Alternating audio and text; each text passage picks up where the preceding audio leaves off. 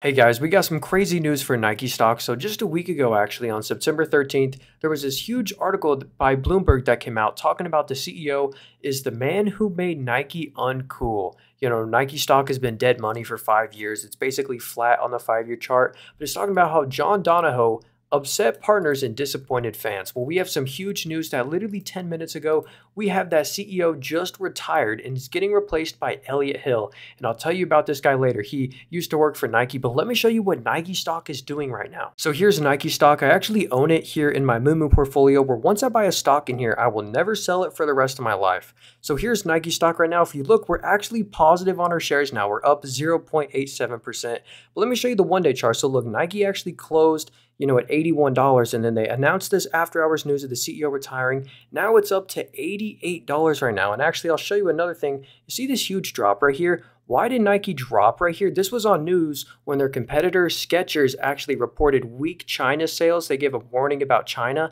and that economy is not doing good. Well, Nike fell on that news as well, but now it just like completely forgot about that. Nike's up nearly 10% after hours, which is insane. We're also going to do some analysis on Nike. So why do I own Nike stock? Oh yeah, we can see his historical PE valuation. So right now it trades at a 21.7 times PE ratio. I'm not sure about the after hours movement, but Nike used to trade literally in 2021 and 2020 at an 80 PE ratio. It was insanely premiumly traded. I worded that so weird. It always traded at a premium, and now today they lost their premium. They're trading at 21 times earnings. We can see where their money comes from.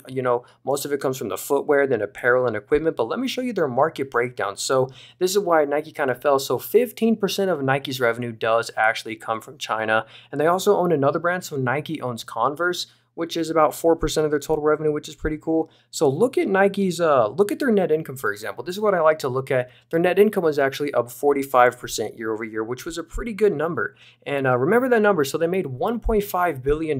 Let's see how much their dividend cost them. So Nike's dividend cost them $560 million every single quarter. So they actually have a pretty healthy payout ratio. And on top of that, Nike is also a stock buyback machine. They're also buying back nearly $1 billion of their own stock every single quarter, which is a really good sign. And on top of that, look at their total long-term debt. They just actually paid off $1 billion worth of debt. So it's $7.9 billion right now. So they have $7.9 billion of debt, and they have $9.86 billion of cash right now. Even after the buybacks, dividends, and paying off the debt, they still have $10 billion of cash. So this is why I like Nike from a financial point of view.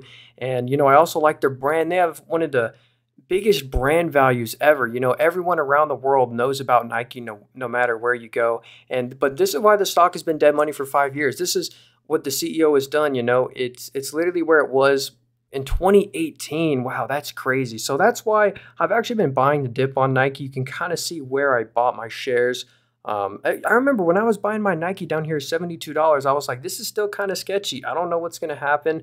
But, obviously looking back now, all I can say is I wish I bought more Nike stock. But this whole situation literally is deja vu about Starbucks. So remember how Starbucks they used to have an egotistical CEO. I remember watching the interview with Jim Cramer. It was a terrible interview, and the stock was not doing good. But then the CEO got replaced. The CEO quit, they retired, and they got a new CEO. And literally on that news, there was no earnings. Literally just on the news of a new CEO, Starbucks went up from 77 all the way to 95, and here it is today at $97 basically. So it's really crazy what a good management team can do for a company, that there's a lot more confidence in the company's management. So it's really reminding me of Starbucks when they got a new CEO, and they actually got the old Chipotle CEO. So this was some crazy news. I remember literally the Chipotle CEO quit and then became the Starbucks of CEO. It was some crazy news, but good. There's some good news for Chipotle. They're actually recovering since that news, and they have some like automated avocado